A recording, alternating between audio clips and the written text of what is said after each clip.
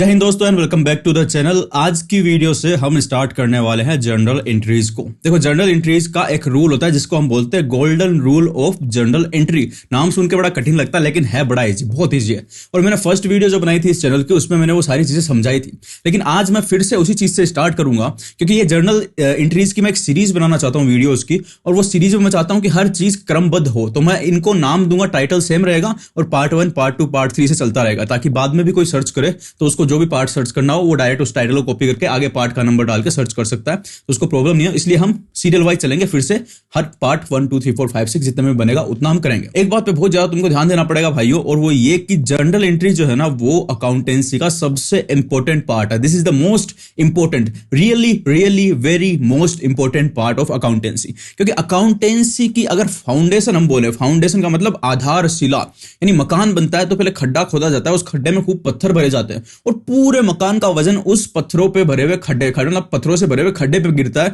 तो वो जितना मजबूत होगा पूरा मकान उतना मजबूत होगा। अगर वो मजबूत नहीं होगा तो ऊपर के मकान धराशायी हो जाएंगे, गिर जाएंगे। तो उसी तरीके से भाइयों मेरे अकाउंटेंसी में जो है सबसे महत्वपूर्ण चीज होती है वो होती है जर्नल एंट्री। अगर जर्नल एंट्री आपको आ गई, आज की जो क्लास है, आगे की क्लास है, वो सब ध्यान से देखोगे तो आ जाएगी, ये मेरी गारंटी है। 100% टेंशन लेने की जरूरत नहीं है। लेकिन ध्यान से नहीं देखोगे, मान लो ध्यान नहीं देते हो इस चीज पे, और अगर नहीं सीखते हो ठीक से, तो बाद में बहुत ज्यादा प्रॉब्लम होने वाली है। लेकिन अभी अगर सीख गए जनरल एंट्री तो ये आपके 11वीं में भी काम आएगी, आपके 12th में भी काम आएगी, यानी 12वीं में भी काम आएगी, या आपके BCom, MCom, जो भी आप कॉमर्स रिलेटेड कोर्स करो, CA, किसी में भी कॉम्पिटिटिव एग्जाम में भाई हर जगह जर्नल एंट्री काम आने वाली है। और आप वैसे भी कोई कोर्स करते हो टेली वेली का, तो ये जर्नल एंट्री बहुत ज्यादा काम आएगी। तो ये क्लास किसके लिए इंपॉर्टेंट है? जो आप 11वीं 11th क्लास के स्टूडेंट्स उनके लिए तो है ही है। उसके अलावा कोई अगर और स्ट्रीम का भी आदमी है, वो टेली का कोर्स या फिर और भी कोई कोर्स करते हैं, तो उनको भी समझना पड़ता है एकदम बेसिक से। तो उनके लिए भी ये क्लास जो है इंपॉर्टेंट होगी। ये सीरीज में अपन चलाएंगे और एकदम आराम से पढ़ेंगे, टेंशन लेने की कोई जरूरत है नहीं। तो चलो स्टार्ट करते हैं आज की क्लास को। इन पूरी क्लासेस की मैंने एक प्लेलिस्ट बनाई हुई है, और प्लेलिस्ट आप चैनल के प्लेलिस्ट सेक्शन में जाके देख सकते हो। 11th class accountancy all classes नाम से मैंने प्लेलिस्ट बनाई हुई है, उसमें सारी वीडियो सीरियल वाइज मिल जाएगी, जैसे जैसे अपलोड होगी उसमें आती रहेगी। ओके, चलो देखते हैं भाई लोगों। सबसे पहले हमारे सामने जर्नल एंट्री। देखो, जर्नल एंट्री ना, मैं पेन का कलर बदलता हूं, कलर में कर देता हूं रेड, ठीक है, समझाने के लिए, ताकि समझ में आए आराम से। ओके, तो देखो भाई, जो है जर्नल एंट्री वो किस में रिकॉर्ड की जाती है? वो एक बुक में, एक रजिस्टर में रिकॉर्ड की जाती है। थोड़ा सा ये वाला कलर थोड़ा लाइट ले लेता हूं ताकि ठीक से दिखाई दे। ये वाला कलर अच्छा है, हाँ। तो ये एक रजिस्टर में रिकॉर्ड की जाती है, रजिस्टर में, जिसको हम बोलते हैं जर्नल, है ना। और इसी रजिस्टर को बुक भी बोला जाता है, क्योंकि एक बहुत मोटा रजिस्टर आता है। बुक हमारी मोटी मोटी आती है, रजिस्टर भी मोटा होता है, तो इसको बोलते हैं हम बुक, ठीक है। और इसको क्या बोलते हैं? Journal book. तो जर्नल बुक कुछ और नहीं है, एक रजिस्टर है जिसमें हम हमारी सारी जर्नल एंट्री रिकॉर्ड करते हैं। जर्नल एंट्री क्या होती है वो मैंने आपको पहले, जब वो वीडियो जाके देखोगे, उसका लिंक मैं नीचे दे रहा हूं। जो फर्स्ट वीडियो थी उसमें ये सारी चीजें डिटेल में समझाई। आज मैं एक समरी दूंगा ताकि एक लिंकेज बना रहे। तो नीचे वीडियो का लिंक है, वो वीडियो नहीं देखी, जाके पहले देखना, एकदम पूरी डिटेल में मैंने हर एक चीज बताई हुई है। तो देखो, जर्नल एंट्री क्या होती है? जब हम हमारा बिजनेस करते हैं तो उसमें बहुत सारे ट्रांजैक्शन होते हैं। आप अपने घर से मान लो दुकान खोली हुई है, तो उस पे जाओगे तो बैठ के गए, बस में वो किराया दिया, फिर दुकान का किराया दिया, फिर बिजली का बिल भरा, फिर सामान लेके आए तो उसका प्राइस दिया, जिसके पास लेके आए उसको पैसे देके आए, फिर अपना सामान बेचा अपने कस्टमर्स को। तो इतने सारे ट्रांजैक्शन, बहुत सारे ट्रांजैक्शन बिजनेस में होते हैं। तो हर एक ट्रांजैक्शन को अपन रिकॉर्ड करते हैं ताकि अपने को याद रहे कि मेरे ये खर्चा लगा हुआ है और मेरी ये इनकम हुई है, क्योंकि हमको पूरी साल बिजनेस चलाना है। और जो खाते बनते हैं वो 1 साल के बनते हैं। तुम आपने अगर 1 तारीख को स्टार्ट किया और पूरी साल खत्म होने के बाद मैं आपको पूछूं कि भाई आपको पहली तारीख को आपके कौन से खर्चे थे, कौन से आपके खर्चे थे और कौन सी आपकी इनकम हुई, तो क्या आप याद रख पाओगे? 1 साल के 365 दिनों के बहुत सारे ट्रांजेक्शन क्या यहाँ पे इस खोपड़े में रख सकते हो, दिमाग में याद रख सकते हो? बिल्कुल नहीं रख सकते। तो इसीलिए हम क्या करते हैं, उनको लिख लेते हैं। और ऐसे नहीं लिखते हैं कि भाई मैंने किराया दिया तो मैं ऐसे लिखूंगा किराया दे दिया है 2500 रुपए। नहीं, ये है बेवकूफ वाला तरीका। दिमाग वालों का तरीका है जर्नल एंट्री का। तो उन्होंने एक तरीका बनाया जिसको बोलते हैं जर्नल एंट्री, और उसको जिस बुक में किया जाता है उसको बोलते हैं जर्नल बुक, ठीक है। तो जर्नल बुक की अगर हम बात करें, कुछ एक विशेषताएं हैं, वो क्या है? एक तो बुक ऑफ ओरिजिनल एंट्री, यानी कि ओरिजिनल एंट्री का मतलब क्या होता है कि हमारे खातों में, हमारे बुक्स ऑफ अकाउंट्स में, यानी हमने जो खर्चे और इनकम का विवरण याद रखने के लिए जहां पे लिखते हैं उनको बोलते हैं बुक्स ऑफ अकाउंट, ताकि हमको 1 साल बाद भी पता रहे कि इस तारीख को हमारा ये खर्चा हुआ है, इस तारीख को ये खर्चा हुआ है, इस तारीख को ये इनकम हुई है, क्योंकि हम लिख लेंगे सबको। तो वो जिसमें लिखते हैं उसको बोलते हैं बुक्स ऑफ अकाउंट्स। और उस बुक्स ऑफ अकाउंट्स में बुक ऑफ ओरिजिनल एंट्री कौन सी है? Journal book. क्यों है ये?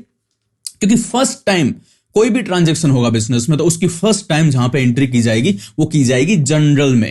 यानी कोई भी ट्रांजैक्शन, मैंने बिजली का बिल दिया तो सबसे पहले मैं जाके कहां लिखूंगा कि मैंने बिल दिया है अपने खातों में, जर्नल में, है ना। उसके बाद वो ट्रांजैक्शन आगे और बुक्स में जाएगा, कॉपी पेस्ट होगा, वो हम बाद में देखेंगे। लेकिन फर्स्ट जो एंट्री होती है वो होती है भाई जर्नल बुक में, तो इसको बोलते हैं बुक ऑफ ओरिजिनल एंट्री। किसको बोलते हैं? जर्नल को। अच्छा, उसके बाद में देखो transaction recorded in chronological order. जो हमारी जर्नल बुक होती है वो हम खोल के बैठे रखते हैं। हाँ, मैं दुकान पे बैठा हूं, ये मेरी दुकान का काउंटर है और मैं ऐसे बैठा हूं और मेरी साइड में मेरी जर्नल बुक पड़ी है, ठीक है। एक आदमी मेरे पास में आया, वो मेरे को बोला जी एक शैम्पू दीजिए, जी 5 शैम्पू दीजिए, 10 शैम्पू दीजिए, या फिर एक शैम्पू की बोतल दीजिए। मैंने दे दी। कितने की है? मैंने बोला 100 रुपए की। अच्छा जी, ओके, ये लीजिए 100 रुपए। वो जैसे लेके गया, ठीक है, मैं क्या किया, हाँ भाई ये एंट्री कर देता हूं, मैं शैम्पू की बोतल बेची। मैंने साइड में किताब रखी हुई है, उस किताब में, उस बुक में, बुक तो जर्नल बुक है, उसमें मैंने एंट्री कर दी कि मैंने शैम्पू बेचा। एंट्री कैसे होगी वो भी देखेंगे, हम एग्जांपल देखने वाले बहुत सारे, ठीक है। तो मैंने बेचने की यानी सेल की एंट्री कर दी, ठीक है। फिर उसके बाद एक और आदमी आया, जी आप हमारे पास में सामान लेके आए थे। मैंने बोला हाँ लेके आया था। क्या लेके आया था? कि शैम्पू का एक पूरा कार्टन लेके आया था मैं मेरी दुकान पे बेचने के लिए। तो वो आदमी मेरे पास पैसे मांगता है कि आपने हमारे पास उधार लिया था, बहुत दिन हो गया, पैसे दे दो। तो मैंने उसको निकाल के 1000 रुपए पकड़ा दिए और वो लेके चला गया। तो मैंने जल्दी से उसको एंट्री करी कि भाई डेटर को मैंने पेमेंट किया, क्रेडिटर को मैंने पेमेंट किया, सॉरी क्रेडिटर मतलब जो हमारे पैसे मांगता है उसको मैंने पेमेंट किया। अच्छा, उसकी मैंने एंट्री कर दी। ऐसे जो जो ट्रांजेक्शन होते जाएंगे मैं उस रजिस्टर में लिखता जाऊंगा, उसको बोलेंगे जर्नल बुक। और वो उसमें ट्रांजेक्शन में कैसे लिखूंगा? जैसे जैसे ट्रांजेक्शन होंगे वैसे वैसे मैं लिखूंगा, यानी क्रोनोलॉजिकल ऑर्डर में होता जा रहा है और मैं लिखता जा रहा हूं, ठीक है। नया ट्रांजेक्शन फिर लिखता रहूंगा, तो उसको बोलते हैं क्रोनोलॉजिकल ऑर्डर। जैसे जैसे होते रहेंगे वैसे वैसे हम लिखते रहेंगे। एकदम सिंपल चीज है, कुछ नहीं।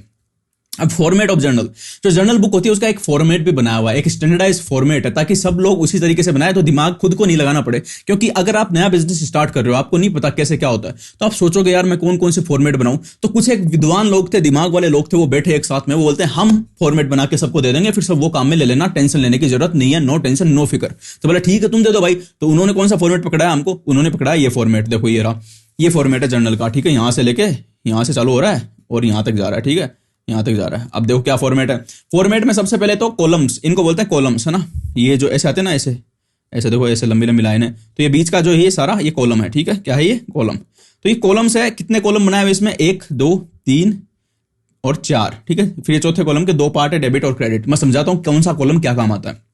सबसे पहले डेट का कॉलम, यानी कि कौन सी डेट का ट्रांजैक्शन है। जैसे आज 24 तारीख है और मैं मेरी दुकान पे बैठा हूं, तो 24 तारीख को जो जो ट्रांजैक्शन होंगे जिनको मैं अपनी जर्नल में एंटर करूंगा, उनके आगे मैं यहां पे डेट लिखूंगा 24 और क्या, जुलाई, 24/7/22, ठीक है। इस तरीके से मैं लिखूंगा इसको, है ना, समझ रहे हो। इस तरीके से मैं हर एक ट्रांजैक्शन में लिखता रहूंगा। आज वैसे 24 तारीख नहीं है, आज कितना तारीख है? आज शायद 28 या 29 तारीख है, जो भी है। तो मैं उस डेट को लिखता रहूंगा, जिस डेट को मैं ट्रांजैक्शन रिकॉर्ड कर रहा हूं वो आएगी इस डेट के कॉलम में।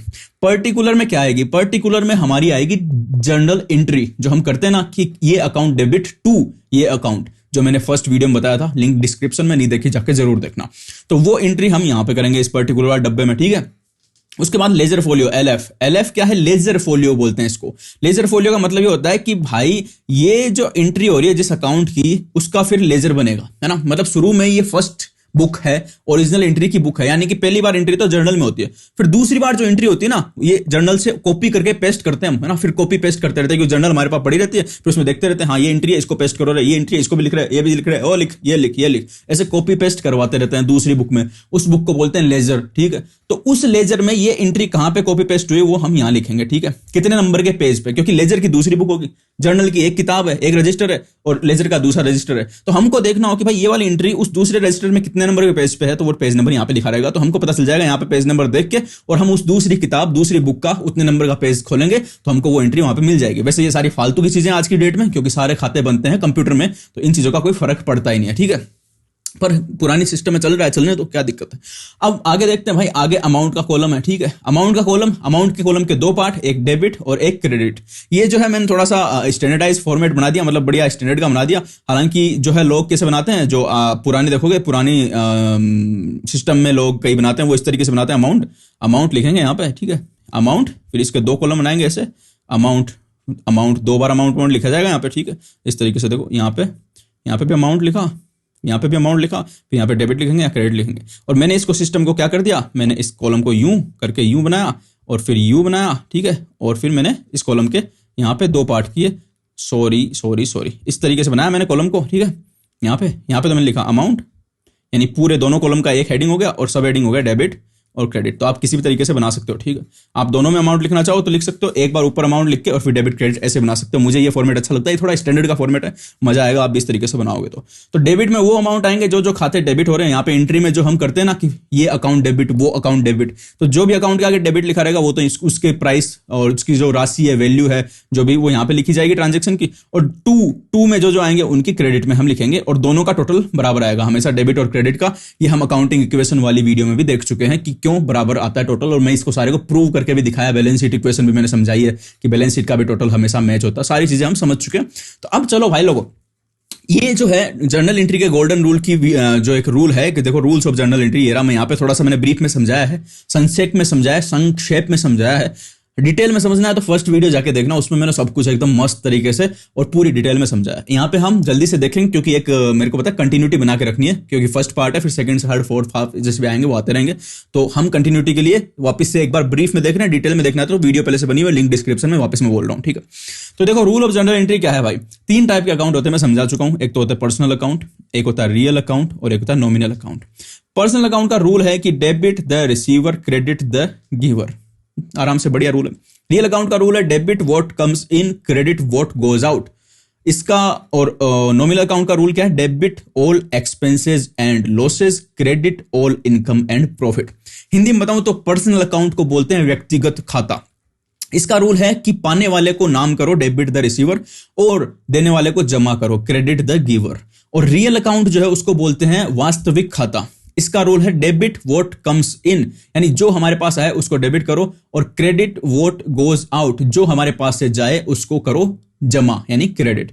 और नॉमिनल अकाउंट जो है इसको बोलते हैं नाम मात्र का खाता। इसका रूल है debit all expenses and losses, सभी व्यय और हानियों को डेबिट करो, नाम करो, और credit all income and profits, सभी जो है आय और जो लाभ है उनको करो क्रेडिट, ठीक है, जमा करो। ओके, तो ये हमारे रूल्स हो गए, डिटेल में मैंने बता दिया। वीडियो का लिंक नीचे है, जाके देख लेना, पूरी डिटेल में समझाइए। अभी हम डायरेक्ट यहाँ पे क्वेश्चन करेंगे, ठीक है। चलो आज भर भर के क्वेश्चन करने वाले हैं, तो सीट बेल्ट अपनी बांध लो और सारे क्वेश्चन समझ में आएंगे। Example number 1, cash paid to Kamala ₹5100। जो कमला हैरिस है अमेरिका की वाइस प्रेसिडेंट, उसको हमने ₹5100 दिए, कैश पे किया। तो भाई अब इस इंटरव्यू में देखते हैं कौन कौन से अकाउंट इफेक्ट हो रहे हैं। देखो सबसे पहली बात, एक तो कैश है, दूसरा कमला है। कमला नाम सुनते ही पता चल गया भाई पर्सनल अकाउंट है, ठीक है।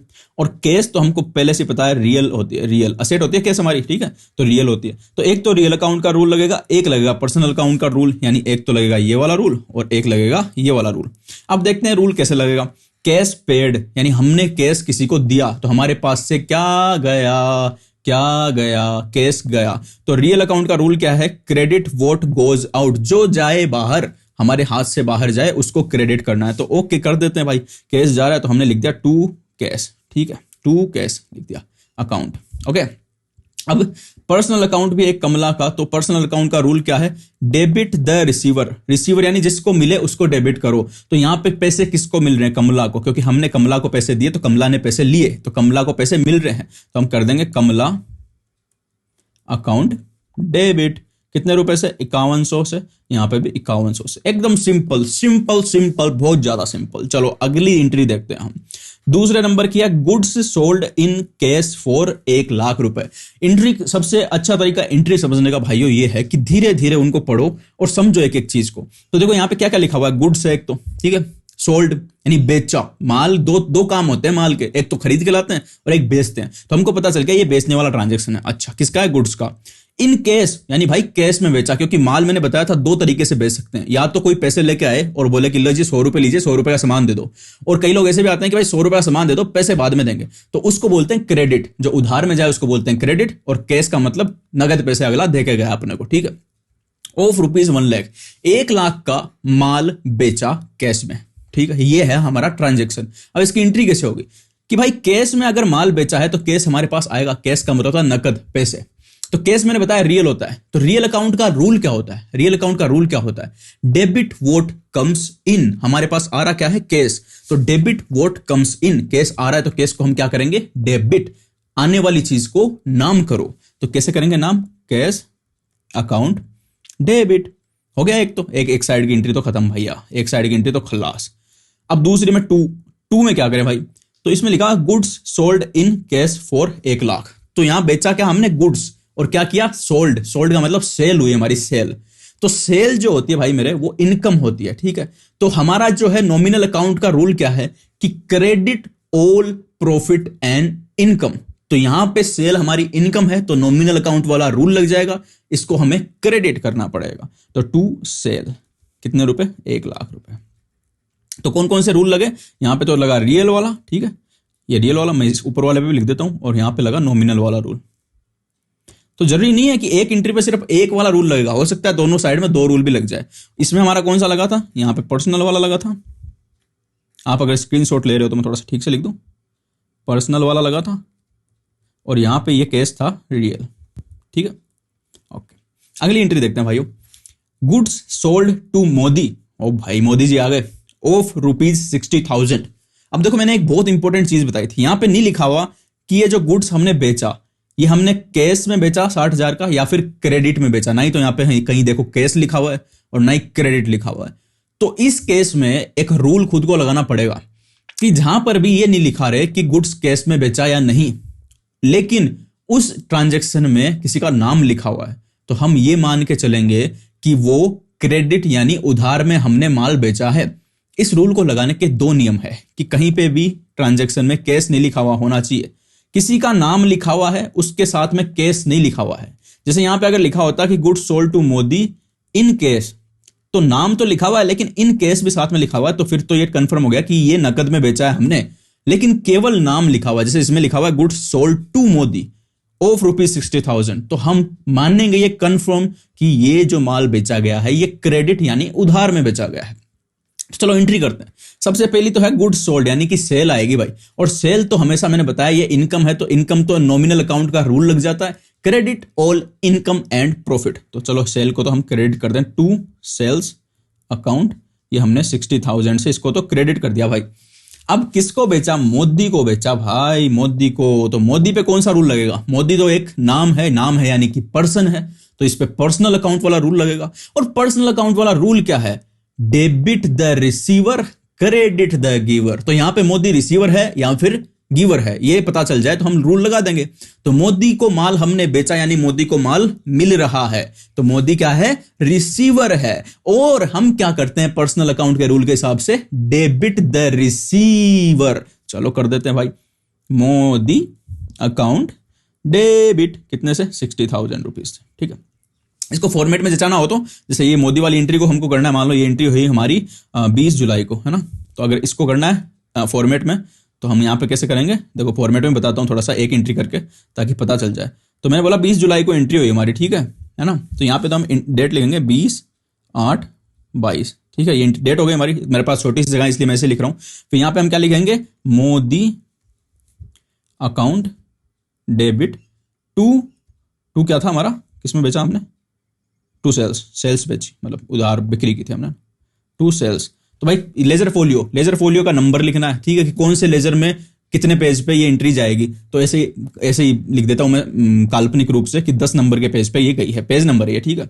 अब डेबिट अमाउंट, डेबिट में कितना था? मोदी डेबिट, तो यहाँ पे 60,000 लिखेंगे कि भाई मोदी डेबिट। और टू सेल यानी क्रेडिट में कितना आएगा? 60,000, ठीक है, ये हो गया। और उसके बाद में एक और चीज मैं बताऊं कि अकाउंटेंसी में हमेशा, क्योंकि ये एंट्री तो वो समझ सकता है, आपने अकाउंटेंसी पढ़ लिया, आपको समझ में आ गया एंट्री कैसे होती है, तो आप समझ जाओगे कि यार मोदी अकाउंट डेबिट हो रहा है, यानी मोदी तो एक आदमी है और वो डेबिट हो रहा है, तो डेबिट तो रिसीवर होता है, इसका मतलब इसको कुछ ना कुछ मिल रहा है। इसको क्या मिल रहा है? To sales. अच्छा, सेल हो रही है, मतलब अपना माल बेच रहे हैं इसको, तो इसको माल मिल रहा है और हमारा माल जा रहा है, हमारी सेल हो रही है। आप तो समझ जाओगे, आप तो विद्वान हो जाओगे। लेकिन कोई दूसरा आदमी है जिसको अकाउंटेंसी इतनी नहीं आती, उसको समझना हो कि भाई ये काय का ट्रांजेक्शन है, तो उसके लिए हम हर एक एंट्री के नीचे नरेशन भी लिखते हैं, ताकि किसी को भी समझ में आए कि भाई ये क्या है, ठीक है। कोई भी, चाहे अकाउंट्स उसको आती हो चाहे नहीं आती हो, तो भी समझ सके। तो नरेशन का मतलब होता है कि एंट्री के नीचे कोष्टक में यानी ब्रैकेट में हम समझा देते हैं कि भाई ये क्या ट्रांजैक्शन हुआ हमारा। तो हम लिख देंगे इसमें being goods sold to Modi on credit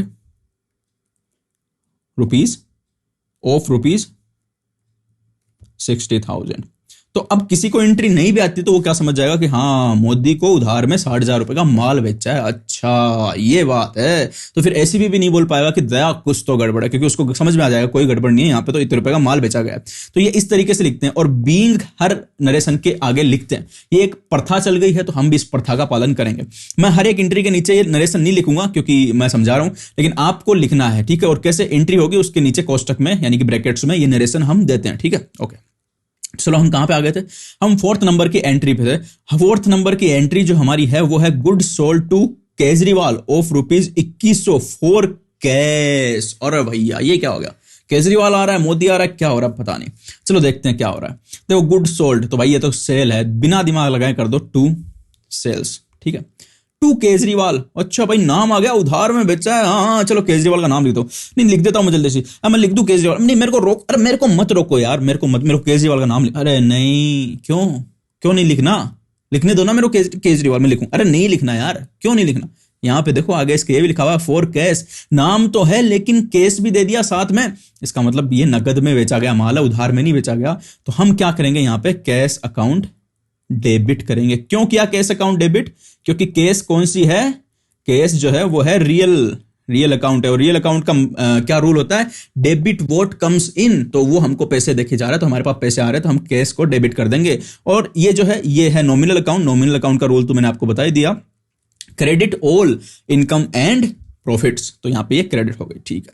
अभी 5वें नंबर की एंट्री हमारे पास आती है, ओल्ड कंप्यूटर सोल्ड फॉर ₹40,000, 40,000 रुपए का ओल्ड कंप्यूटर बेचा। देखो नरेशन लिखना हो ना, नरेशन की एक ट्रिक बताता हूं, इस वाले एंट्री में नरेशन लिखने की भी एक ट्रिक बता दूंगा। कई लोगों को प्रॉब्लम होती है नरेशन लिखने में भी, बहुत सिंपल है वैसे, लेकिन स्टार्टिंग में मैं मानता हूं कि बहुत से लोगों को बहुत सी प्रॉब्लम्स होती है। तो मैं आपको जर्नल एंट्री में नरेशन डालने की एक बहुत मस्त ट्रिक बताने वाला हूं, जिससे आप बिना कोई प्रॉब्लम के आराम से हर किसी जर्नल एंट्री का नरेशन डाल लोगे, है ना। नरेशन में अगर प्रॉब्लम आएगी तो, नहीं आनी चाहिए वैसे, लेकिन आए तो फिर भी देखेंगे। तो सबसे पहले हम एंट्री देखते हैं कि भाई ओल्ड कंप्यूटर सोल्ड फॉर ₹40,000, 40,000। अब यहां पे ओल्ड क्यों लिखा है भाई, ओल्ड इसलिए लिखा है ताकि आप ये ना समझ लो कि हम कंप्यूटर बेचने का ही व्यापार करते हैं। ओल्ड लिख दिया, इसका मतलब ये हो गया कि हम भाई कंप्यूटर बेचने का व्यापार नहीं करते, ये कंप्यूटर तो हमारे पास पड़ा था, हमने काम में लेने के लिए, बिजनेस में काम में लेने के लिए कंप्यूटर लेके आए थे, वो पुराना हो गया तो हमने उसको बेच दिया, अब हम नया लाएंगे, लेकिन हमारा व्यापार किसी और चीज का है। ओल्ड से हमें ये बात पता चली। तो यहाँ पे ओल्ड लिखा हुआ, ओल्ड का मतलब ये हो गया कि हम कंप्यूटर का व्यापार नहीं करते, यानी कि 2 में सेल्स नहीं आएगा भाई मेरे, सेल्स नहीं आएगा, क्योंकि ये हमारा गुड्स नहीं है। गुड्स वही होता है जिसका हम व्यापार करते हैं, और ओल्ड से हमें ये पता चल गया कि इसका व्यापार नहीं करते, यानी ये गुड्स नहीं है। तो 2 में तो सेल्स नहीं आना, अब क्या आएगा वो देखेंगे। सोल्ड फॉर 40,000, अब इसको समझो ट्रांजेक्शन को, यानी 40,000 रुपए का हमने कंप्यूटर बेचा, किसी का नाम नहीं है, इसका मतलब कैश में बेचा। अब हमारे पास आया क्या, हमारे पास 40,000 रुपए है, लेकिन गया क्या, कंप्यूटर गया, ठीक है। अब कंप्यूटर क्या होता है, बिजनेस में काम में लेने के लिए लाते हैं, जिसको हम बहुत साल काम में लेते हैं, जिससे हम बिजनेस के बहुत सारे काम करते हैं, और वो हमें बिजनेस करने में और बिजनेस से प्रॉफिट कमाने में सहायता प्रदान करता है, क्योंकि आजकल सारी चीजें कंप्यूटर से होती है। तो इसका मतलब ये हमारी असेट है, असेट जो 1 साल से ज्यादा तक काम आए और जो बिजनेस के लिए फ्यूचर प्रॉफिट्स हमारी जनरेट करे, उसको बोलते हैं असेट, ठीक है।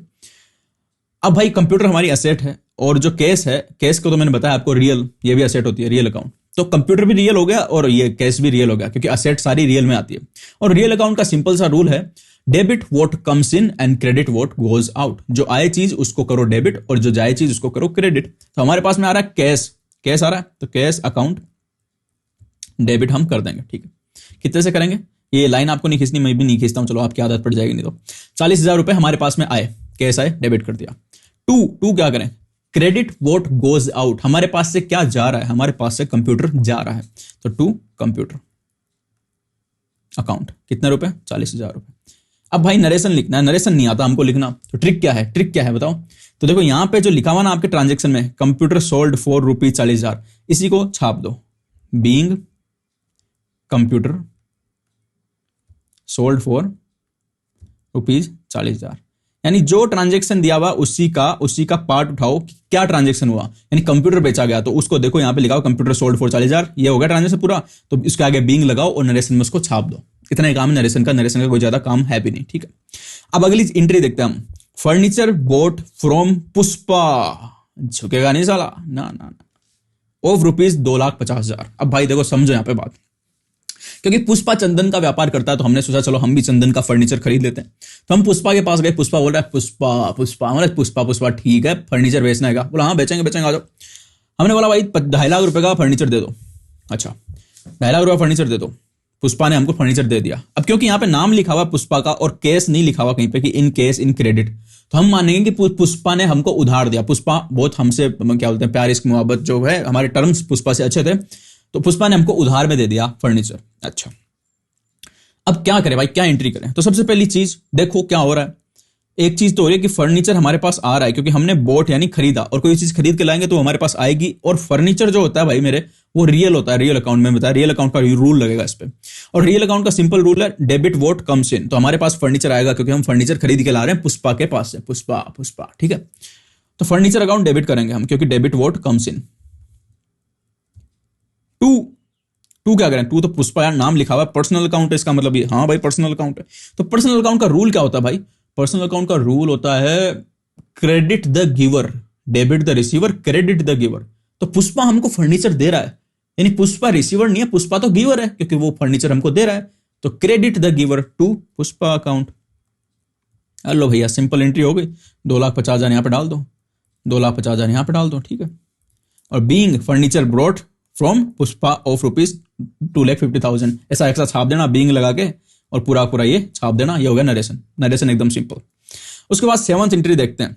Machinery purchased of ₹50,000 for cash. Cash cash हम कैश देके मशीन खरीद के लाए। अब इसमें तो दिमाग लगाने की जरूरत है नहीं क्योंकि मशीन हमारी असेट होती है। मशीन जो हमारे बिजनेस के प्रोडक्ट बनाएगी, जो बहुत साल तक चलेगी, तो वो हो गई असेट। और कैश तो असेट है ही। दोनों रियल अकाउंट हुए। यहां पे पुष्पा वाले में कौन कौन से अकाउंट थे मैं लिख दूं एक बार। फर्नीचर तो हमारा रियल अकाउंट था और जो पुष्पा था वो पर्सनल अकाउंट था, ठीक है। यहां पे देखते हैं मशीन परचेज्ड फॉर 50,000, तो भैया दोनों रियल अकाउंट है, कैश भी और मशीनरी भी। तो रियल अकाउंट का सिंपल रूल है debit what comes in, credit what goes out. तो यहां पे परचेज क्या की हमने? मशीन, यानी खरीद के लाए। तो क्या लाए? मशीन। तो मशीन हमारे पास आई, तो मशीनरी अकाउंट डेबिट। टू क्या गया हमारे पास से? कैश में लाए तो कैश दे के आए अगले को, जिसके पास से खरीद के लाए उसको पेमेंट किया ना हमने कैश में। तो टू कैश अकाउंट हो गया। 50,000 okay. Being machinery purchase of ₹50,000 for cash, तो बीइंग लगाओ और पूरा कॉपी पेस्ट मार दो, हो गया नरेशन पूरा। उसके बाद 8 नंबर की देखते हैं भाई। 8 नंबर की एंट्री क्या है? Cash received from yes 35,000। ओ भाई केजीएफ वाला यस है ना, केजीएफ वाला यस। नारे नारे नारी नारो नारे नारे ना, वो वाला यस है ना। तो यस से हमको कैश मिला भाई। यस सोने का व्यापार करता है, हम सोना बेचा होगा हमने, उसने हमको कैश दे दिया, ठीक है। तो चलो कैश मिला यस से, हमारा ट्रांजेक्शन यही है। तो यस है एक, तो यहाँ पे यही पर्सनल अकाउंट हो गया। और कैश का तो मैं कितनी बार बता चुका हूँ कि भाई ये रियल अकाउंट होता है। तो आराम से बिना दिमाग के रियल अकाउंट का रूल लगाते हैं। कैश रिसीव यानी कि आ रहा है, तो डेबिट वॉट कम्स इन, तो कैश अकाउंट तो डेबिट हो जाएगा। ये रियल अकाउंट का रूल हमने लगा दिया कैश पे, तो रियल है ना। यस जो है पर्सनल अकाउंट है, तो पर्सनल अकाउंट का रूल लगा यस पे। पर्सनल अकाउंट का मतलब होता है credit the giver. Personal account का रूल बोलता है credit the giver. Yes giver है, यस हमको पैसे दे रहा है, तो वो गिवर है, तो हम 2 यस कर देंगे। कितने रुपए? 35,000। चलो भाई एंट्री हो गई। 9 नंबर की एंट्री देखते हैं। सैलरी पेड टू मुकेश 10,000 रुपए। अच्छा मुकेश को हमने 10,000 रुपए की सैलरी दी। सैलरी क्या होती है? सैलरी होती है कि जो हमारे काम करते हैं, हमारे बिजनेस में, हमारी दुकान पे जो लोग काम करते हैं, उन लोगों को हम हर महीने के लास्ट में पैसे देते हैं, क्योंकि बिना पैसे तो कोई काम करेगा नहीं। कोई भी काम कर रहा है तो उसको पैसे चाहिए कि भाई पैसों के लिए काम कर रहा हूं, मेरे भी तो खर्चे हैं। तो उसको हमने महीने के लास्ट में उसकी 10,000 रुपए की सैलरी बनी और हमने उसको दे दी। तो इसका क्या करेंगे? एंट्री क्या करेंगे बताओ? तो चलो देखते हैं क्या करेंगे। देखो सैलरी पेड टू मुकेश। अब यहाँ पे केस वेस तो कुछ लिखा हुआ नहीं है कि 10,000 हमने दिए कैश में या क्या किए, लेकिन यहाँ पे पेड लिखा हुआ है। पेड का मतलब हमने मुकेश को सैलरी चुकाई। अब सैलरी का मतलब सीधी सी बात है, कोई काम कर रहा है तब दिमाग मतलब कॉमन सेंस वाली यहाँ पे बात आ जाती है कि कोई काम कर रहा है तो वो पैसे के लिए यानी कैश के लिए काम कर रहा है। अभी हम बिस्कुटों का कारोबार करते हैं और मुकेश हमारे पास पूरे महीने काम किया, तो हम क्या बोलते हैं? एक काम कर मुकेश, तेरा अब 1 महीना पूरा हो गया ना? बोला हाँ। तेरे को सैलरी चाहिए? बोला हाँ। तो तू एक काम कर, ये बिस्किट ले जा 10,000 रुपए। मुकेश बोलेगा, बोले सिर में फोड़ूंगा मैं बिस्किट इतने सारे ले जाके। सेठ जी नकद दो, पैसे दो, नोट दो मेरे को, तो 2,000 के 5 नोट और 500 के 20 नोट दो मेरे को। 10,000 रुपए चाहिए मेरे को, बिस्कुट नहीं चाहिए। तो पेड का मतलब सीधा सीधा हो जाता है यहाँ पे कि सैलरी कैश में ही दी जाती है, ठीक है। और जहां पे कैश में नहीं दी जाएगी तो वहां पे आउटस्टैंडिंग सैलरी लिखा हुआ आएगा, आउटस्टैंडिंग, ठीक है। तो सैलरी पेड दिया तो मतलब वो कैश में दी, यानी गया हमारे पास से कैश। कुछ भी चीज कैश में पेमेंट हमने किया तो कैश हमारे साथ से गया, और कैश जाता है तो टू कैश करते हैं कैश अकाउंट, क्योंकि ये रियल अकाउंट होता है और रियल अकाउंट का रूल सीधा सा ये है, क्रेडिट वोट गोज आउट। तो कैश बाहर जा रहा है तो उसको क्रेडिट हमने कर दिया 10,000 रुपए, ठीक है। उसके बाद में सैलरी पेड टू मुकेश। अब भाई देखो यहाँ पे सैलरी भी है, यहाँ पे मुकेश भी। अब ऊपर क्या लिखे, ऊपर क्या लिखे, तो यहाँ पे debit the receiver credit the giver. Mukesh के नाम से आप पर्सनल अकाउंट का रूल लगाने की सोच सकते हो, लेकिन वो रूल हम यहाँ पे नहीं लगाएंगे, पर्सनल अकाउंट का रूल यहाँ पे नहीं लगेगा, क्योंकि ये हमने सैलरी दी है मुकेश को, और सैलरी बिजनेस का एक खर्चा है, और बिजनेस के जो खर्चे होते हैं उनको हम नाम से रिकॉर्ड करते हैं, खर्चे के नाम से, किसी आदमी के नाम से नहीं, खर्चे के नाम से रिकॉर्ड करते हैं। अब यहाँ पे खर्चा जो है वो सैलरी है, क्योंकि हम हर बिजनेस में कोई ना कोई काम करता है और उसको सैलरी दी जाती है, तो उसको स्पेशल हम रिकॉर्ड करते हैं ताकि हमको ये पता चले कि काम करने वालों को हमने अपने बिजनेस से कितने रुपए दिए।